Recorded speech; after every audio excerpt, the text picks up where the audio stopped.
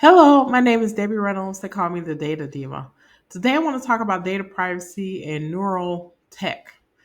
In April of 2025, U.S. Senators Schumer, Cantwell, and Markey wrote a letter to the Federal Trade Commission saying that they were concerned about privacy protections of for consumers as it relates to companies that have neural technology. So, an example of neural technology could be like a brain computer interface, like we see with Neuralink.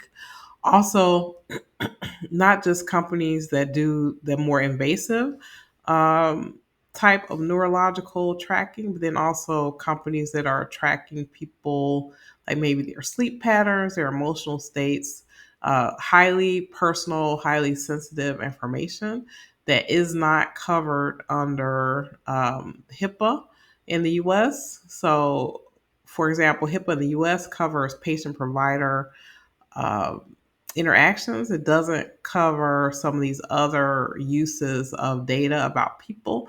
It's highly personal. So it may be things that may provide information about someone's mental state, their patterns, or modes of living. Maybe it may be something like a disability or something, and so they're concerned that there really is a gap in terms of how this data is being collected.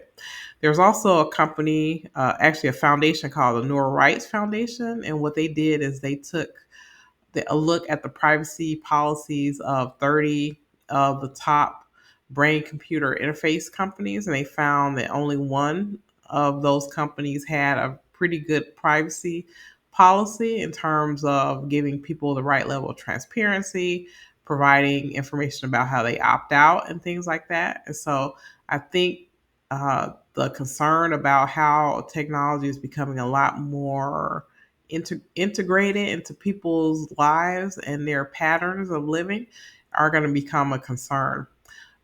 We've already seen Chile actually was the first country in the world to have neural rights put into their constitution. I thought it was very good.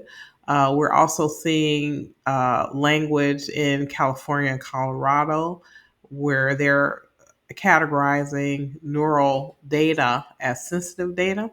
Also, for Illinois, under the Biometric Information Privacy Act, some of that data may be considered biometric in nature, so it'll be covered under that. Although neural is not mentioned specifically, it is would fall under that umbrella. So it remains to be seen what happens, what the FTC does. It remains to be seen what regulators do.